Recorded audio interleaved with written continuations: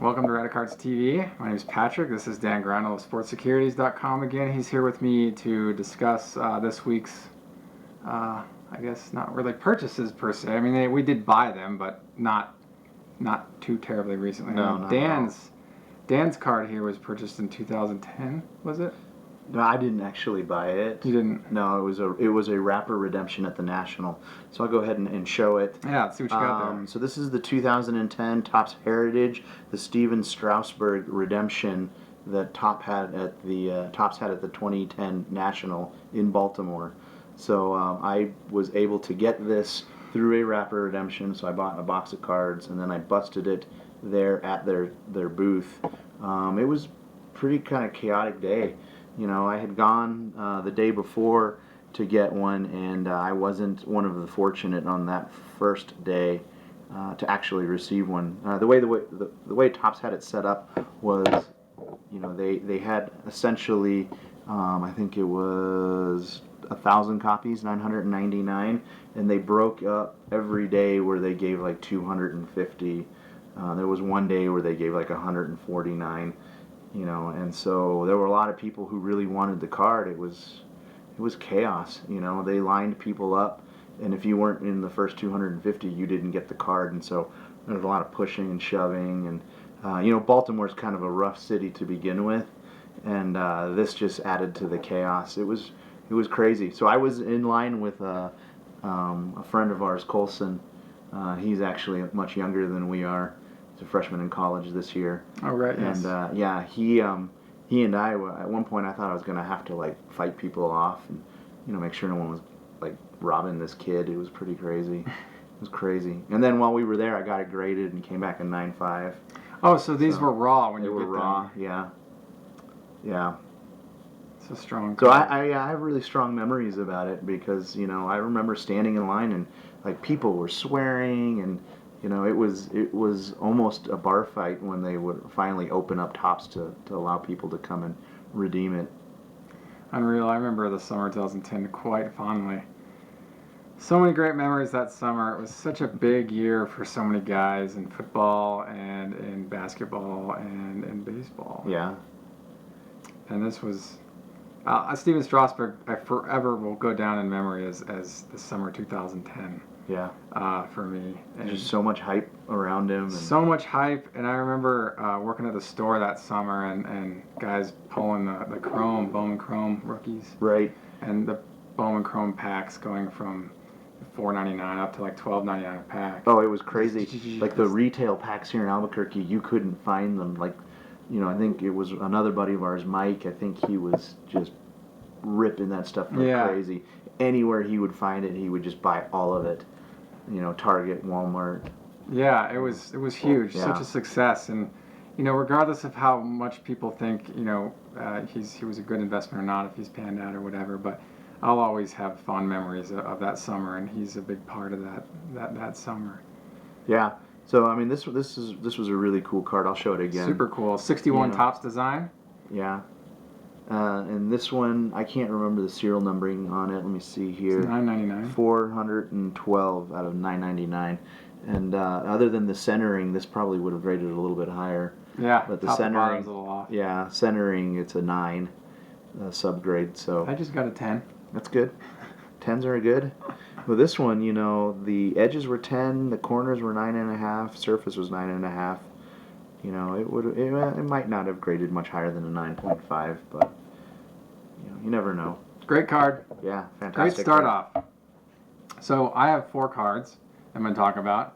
We'll kind of just blast through them. Okay. So about, I guess, I don't know, a short while back, Leaf, they released 5 proof 1-of-1 versions of Frank Thomas cards online. They were $29.99 OBO, and I remember submitting best offers on all of them. And as I was waiting, they were being sold, so I just went ahead and bought one and called it a day. So I got the green one. They come in green, blue, red, purple, and silver. As you can see there, it's actually see-through. Nice little proof card. So these came direct from Leaf. They weren't pack pulled or anything like that. So really cool. So this is the 25th anniversary of Leaf trading cards. Okay. At least that's what it says here. And it's funny too because I remember 48 Leaf and 49 Leaf.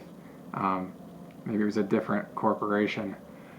Right. And then when they came back in 1990, I might have to do a little more research on that. I think I read a book called Mint Condition, and I want to say that was discussed in that book, but I can't remember specifically the connection between the old Leaf and the modern Leaf. Anyway, that aside, this is a really cool card, and I figured I'd get the green one because it's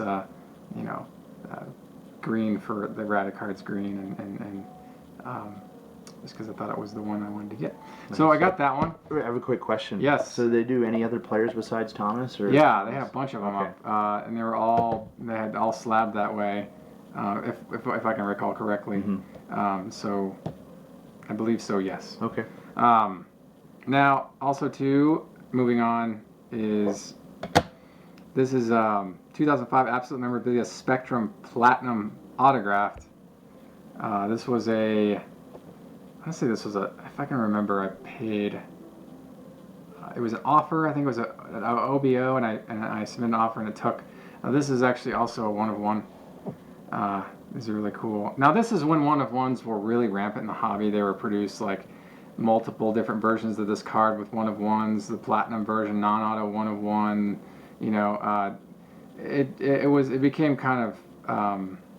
That's when one of ones sort of took off. Of course, they took off in '97, and then they built up as the years progressed.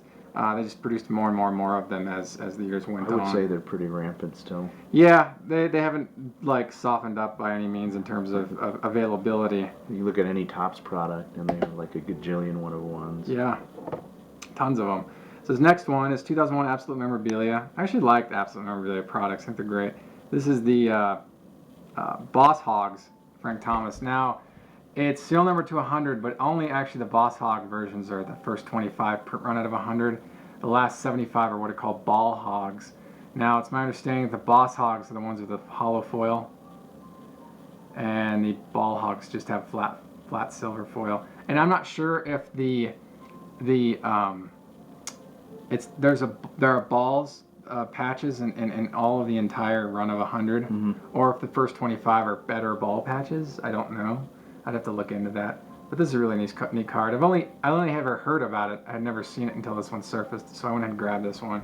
Can I see it? Yeah, go ahead. So you're gonna recase this one because that case. All this stuff will get recased, except for of course the stuff that's already slabbed. Yeah. I don't do magnets or screw downs. I Yeah. only do top loaders. Screw downs, in my opinion, are like Horrible. archaic. There's just so much risk in using them. Imagine putting a screwdriver towards your, valuable card.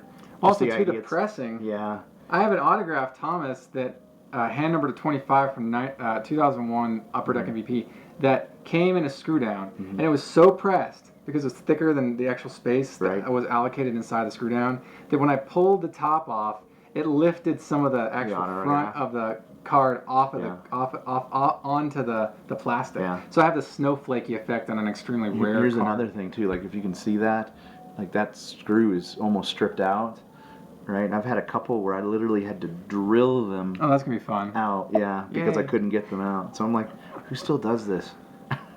Yeah, this is obvious. I just I give them away or donate them or sell them. I usually trash them, get them out of circulation. I put them onto eBay as lots to see if anybody needs old screw downs or whatever. Because while I'm not into the screw down thing, there might be somebody that is, and I'd like to help out the fellow collector. But it's not always a guarantee. I think that you can help that. them out better by throwing them away. Maybe I'll just throw them away. I don't know. But you'll notice in the back, it's numbered to 100. And this was a time when it was actually dissolving. This trend was dissolving at this time, where they would number something completely all the way to the end, and only differentiation would be the front of the card. So you had to know that the first 25 cards in the set of 100 would be the Boss Hogs. I like when they do that. It kind of reminds me of the Fleer Metal and the Precious Metal gems with. Those the are all green numbered to versus 50 the though. red. Oh, well, there's that Yeah. piece of it too. The stuff with the Jordan we saw. Yeah. So that was popular starting in around like 97, and then I think it dissolved in the early 2000s because it confused people. Yeah. It confused me. I didn't really get this down until 2010. I was like, is this card really numbered to 25? It says numbered to 100, so I had to ask around. This other card, I have to thank a fellow collector that brought this to my attention. He sold this to me, and this is on this is my top most wanted list. This was a big one I looked for. Now, one surfaced in like mid 2014, and I didn't have the funds to pull it off, and so I went ahead and passed on it. But I was happy enough to know a guy online, and you know who you are if you're watching, to have allowed me to buy this from him. So we made a deal that made sense to both of us, and I was able to. This was the last piece of the puzzle, so I was able to check this off the list. Now, 1997, they did a Bowman's Best mirror image inverted. Okay, there's a mirror image and there's the mirror image inverted. And each one of those have a base, a refractor, and an atomic refractor. The atomic refractor is very, very tough on both, but check this out. The inverted is harder to get than the non-inverted. Really? The inverted is much, much harder. And you think about it, the inverted refractor is harder to get than the base refractor, and the inverted atomic refractor is even harder to get than the regular atomic refractor. So this is the hardest of the 6 So what versions makes it to get. inverted?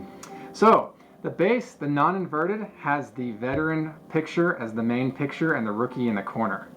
And the inverted is swapped. So they have the rookie as the main picture and the veteran in the corner. Okay? A lot of times they don't tell you it's inverted on these cards, so a lot of times I've found these cards in cheapo bins because people know what they had. So I've got another inverted card. I don't know if it's an atomic, but it's not the Thomas Lee version. It's like, I think it's Nomar Garcia Parra and somebody else. Okay. But these are really fantastic. I mean, I just love the atomic refractor look. And in '97, Travis Lee was the man. Yeah, go ahead. Travis Lee was the man, and he was coming up with Ben Grieve and some of the other fellas. Like, and I guess Roy Halladay hadn't really caught on yet, but Kerry Wood was a big deal in '97. Lance Berkman was coming up. Aramis Ramirez was coming up. John Garland was coming up. These are all guys that would be found in '97 Bowman Chrome, and this is Bowman's Best, so a lot of those guys are going to be in the set as well. Miguel Tejada was also a '97 guy. But Lee was a big deal, and I remember going to card shows and a lot of people promoting his stuff because he was such a monster. And I bet that this card at one point was like well into the 3 figures. Wow. Well, because of Travis Lee. Right. And Thomas. Maybe even higher. I know that the base Bowman's Best Atomic Refractor of Travis Lee, 1-point book for $350. Wow. $350. Now they're hard to give those away. Right. Because his career floundered after several years. But I always remember back on those times, which is why it's nice to see Travis Lee on some of these older cards, and that Frank Thomas is on them. It's a nice combination. So those are my 4 today. Cool. Dan, did you enjoy it? Yeah, it was a good time. Yeah. I'm trying to figure out what we're going to do next time. So. Thank you for watching another episode of Radicards TV, and until next time, enjoy collecting. Take care.